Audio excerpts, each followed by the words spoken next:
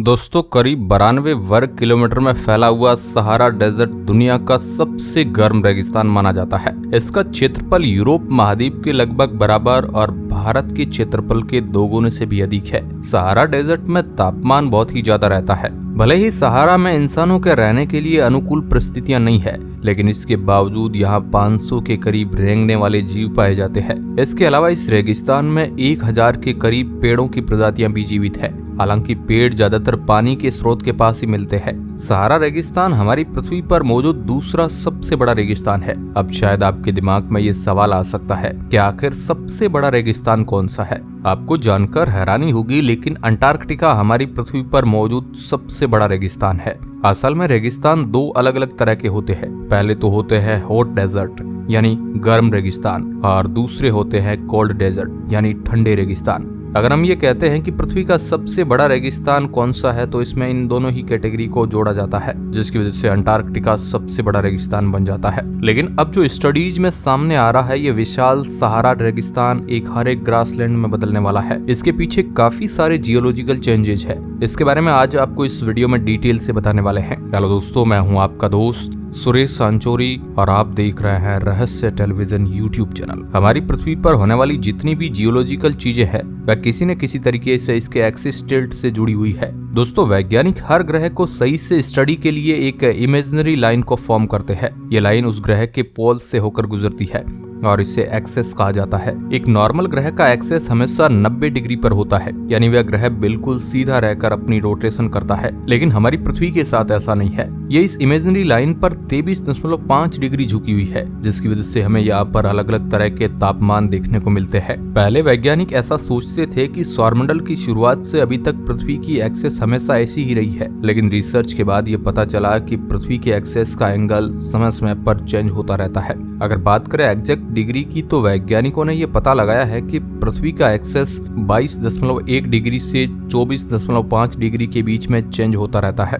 अब भले ही आपको ये बहुत छोटे नंबर लग रहे हो, लेकिन ध्यान रखिए कि पृथ्वी एक बहुत बड़ा ऑब्जेक्ट है। इतना विशाल साइज होने की वजह से इसके एक्सिस में 0.1 डिग्री का भी चेंज पूरे ग्रह के क्लाइमेट कंडीशन को बदल कर रख सकता है। वैज्ञानिक ऐसा बताते हैं कि पृथ्वी का एक्सेस आमतौर पर 41,000 सालों में एक बार एंगल को चेंज करता है, और यह प्रोसेस अचानक से नहीं होता है। आज भी जब आप इस वीडियो को देख रहे हैं, तो पृथ्वी के एक्सेस में थोड़ा बहुत चेंज आ रहा है, लेकिन ये इतना कम है कि इससे काफी हजार साल तक तो हम नोटिस ही नहीं कर पाएंगे। जब अफ्रीका के नॉर्थ पार्ट में गर्मी के मौसम में ज्यादा सनलाइट पड़ती है, तो सारा हरा भरा हो जाता है। ऐसा ना होने पर उसका क्लाइमेट मानसून जैसा हो जाता है, जिसकी वजह से लंबे समय बाद मिट्टी इतनी ज्यादा बंजर हो जाती है कि वह पूरी तरीके से रेगिस्तान बन जाता है। अब शायद आपको ये बात कंफ्यूज कर रही हो कि कैसे ज्यादा सनलाइट पड़ने की वजह से कोई एरिया हरा भरा हो सकता है। असल में जब किसी एरिया में ज्यादा सनलाइट पड़ती है, तो वहाँ पर बहुत सारा पानी भाप में बदलकर बादलों को फॉर्म कर लेता है। इसके बाद वर्षा होने की वजह से उस एरिया की मिट्टी हेल्दी होने लगती है,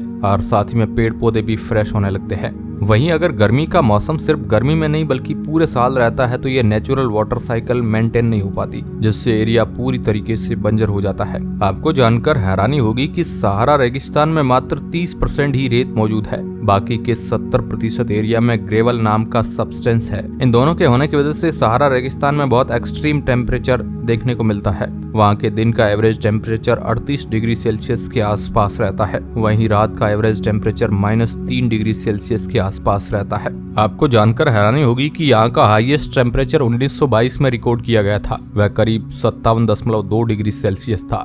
वहीं यहाँ का लोएस्ट टेम्परेचर -36 डिग्री सेल्सियस था, जो कि रेत के विशाल पहाड़ों के ऊपर पाया जाता है। एक स्टडी के मुताबिक पिछली 1 सदी में रेगिस्तान 10% से बड़ा है, यानी ये धीरे धीरे एक विशाल एरिया में फैलता जा रहा है। इसका दोष पूरी तरीके से इंडस्ट्रियल रिवॉल्यूशन को दिया जाता है, क्योंकि उसकी वजह से ही हमारी पृथ्वी पर ज्यादा टॉक्सिक गैसेज रिलीज होती है। ये पृथ्वी के ऊपर और तापमान को बढ़ा रही है और ग्लोबल वार्मिंग कर रही है, जिससे न सिर्फ रेगिस्तान बढ़ रहे हैं, बल्कि आइसबर्ग और ग्लेशियर पिघलने से ओशन लेवल भी बढ़ रहा है। इतना ज्यादा एक्सट्रीम तापमान होने के बावजूद यहाँ पर बहुत सारे अलग अलग तरह के जानवर पाए जाते हैं। ये सभी ज्यादातर रात में ही एक्टिव रहते हैं, क्योंकि गर्मी से ज्यादा ठंड में फंक्शन करना इनके लिए आसान होता है। आपको ये जानकर हैरानी होगी कि दुनिया का सबसे गर्म रेगिस्तान दुनिया के सबसे बड़े रेन फॉरेस्ट को जिंदा रखता है। ये जानकर आपको अचंभा होगा कि सहारा की वजह से इस रेन फॉरेस्ट में फास्फोरस का आप आता है। वैज्ञानिकों ने रिसर्च में कई बार प्रूफ किया है कि सहारा से उड़ने वाली रेत अटलांटिक ओशियन को पार करते हुए इस रेन फॉरेस्ट तक जाती है, जिससे यहाँ पर फास्फोरस की पूर्ति होती है। इस तरह से हमारी पृथ्वी का ऑलमोस्ट हर एरिया ही कनेक्टेड है। यही कारण है कि इसे हम एक इकोसिस्टम कहकर बुलाते हैं। इकोसिस्टम का मतलब होता है कि जब बहुत सारी चीजें एक दूसरे पर डिपेंड होकर कनेक्टेड हुए और बिल्कुल स्टेबल होकर फंक्शन कर रही हो। वैज्ञानिक ऐसा बताते हैं कि 5000 साल पहले सहारा रेगिस्तान एक रेगिस्तान नहीं था, बल्कि एक बहुत ही विशाल ट्रॉपिकल फॉरेस्ट था। सिर्फ इतना ही नहीं, सहारा की स्टडी में दुनिया की कुछ सबसे बड़ी नदियों के अवशेष भी पाए गए हैं। यहाँ पर बहुत ही विशाल झीलें भी मौजूद हुआ करती थी, जिनके ट्रेस आज भी मौजूद है। ऐसी ही एक झील थी लेक मेगाचार्ड। ये 1,39,000 स्क्वायर मील के एरिया में फैली हुई थी और इसमें बहुत भारी मात्रा में पानी मौजूद रहा करता था, जो यहाँ पर रहने वाले जानवरों और जीव जंतुओं को जीवित रखता था। एक कंपैरिजन के लिए आपको बता दूं कि नॉर्थ अमेरिका में आज जितनी भी लेक्स मौजूद है, अगर उनके एरिया को मिला दिया जाए तो वह मात्र 94,000 स्क्वायर मील ही होगा, जो सहारा की इस विशाल झील से काफी कम है।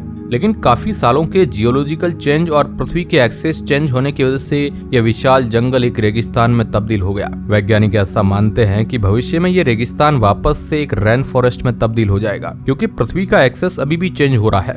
ऐसा अंदाजा लगाया गया है कि अगले 10,000 सालों में सहारा एक रेगिस्तान नहीं बल्कि एक विशाल रेन फॉरेस्ट होगा, जिसमें हजारों प्रकार की अलग अलग प्रकार की जानवरों की प्रजातियां रहेगी। इस चीज को संभव के लिए अफ्रीका के काफी सारे लोगों ने सहारा की मिट्टी में धीरे धीरे पेड़ लगाने शुरू कर दिए हैं। इन पेड़ों को एडवांस तकनीक के द्वारा लगाया जाता है ताकि वहाँ के गर्म तापमान और वाटरलेस एनवायरनमेंट में भी जिंदा रह पाए। अब इसका सहारा पर कितना असर होगा ये तो हमें भविष्य में ही पता चलेगा, लेकिन इससे देखकर हमें ये बात जरूर पता चलती है कि लोग सहारा के रेन फॉरेस्ट बनने को लेकर काफी ज्यादा एक्साइटेड है। वैज्ञानिक बताते हैं कि पृथ्वी के एक्सेस में चेंज आने की वजह से नॉर्थ अफ्रीका के तापमान में भी चेंज आएगा। ऐसा इसलिए है क्योंकि अब पृथ्वी का वो हिस्सा सूर्य के बिल्कुल डायरेक्ट सामने नहीं होगा, जिससे सूर्य से निकलने वाली रेडिएशन वहाँ की मिट्टी को बर्बाद नहीं कर पाएगी। धीरे धीरे ये एरिया सुधरने लगेगा और यहाँ की मिट्टी भी फर्टाइल बनने लगेगी। इसके बाद यहाँ पर पेड़ पौधे आने लगेंगे और पेड़ पौधों के आने के साथ ही जीव जंतु भी यहाँ पर टहलना शुरू कर देंगे। ऐसा भी हो सकता है कि हमें यहाँ पर एक बिल्कुल नई जानवर की प्रजाति खोजने को मिले, जो इंसानों ने कभी भी नहीं देखी हो।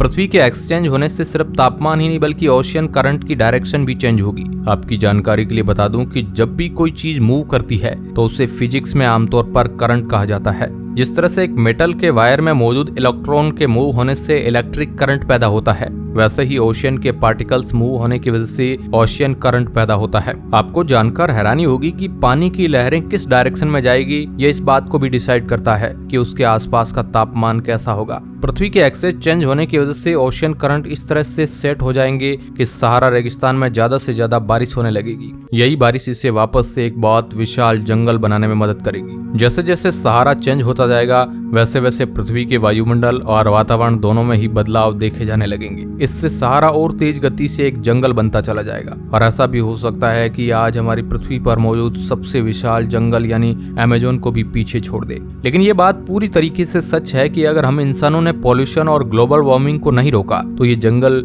या तो फॉर्म ही नहीं होगा या फिर फॉर्म होने के बाद भी स्टेबल नहीं रह पाएगा। हम देख सकते हैं कि हर दूसरे दिन अमेज़न रेन फॉरेस्ट में कहीं ना कहीं आग लग जाती है, जिससे काफी सारे जानवरों की मृत्यु हो जाती है और पृथ्वी के वायुमंडल में बहुत सारी टॉक्सिक गैस भी रिलीज होने लगती है, जो पृथ्वी के तापमान को और ज्यादा बढ़ा देती है। हालांकि वैज्ञानिक बताते हैं कि इस रेगिस्तान को रेन फॉरेस्ट बनने में अभी काफी हजार सालों का समय है। तब तक शायद हम इंसान मंगल ग्रह पर भी पेड़ों को उगाने में सक्षम हो चुके होंगे। अगर एक तरफ आपको पृथ्वी पर रहने का मौका दिया जाए और दूसरी तरफ मंगल को पृथ्वी जैसा बनाकर वहां पर रहने का मौका दिया जाए तो आप इनमें से किसे चूज करेंगे? कमेंट के माध्यम से जरूर बताएं। आज के इस वीडियो में बस इतना ही। धन्यवाद।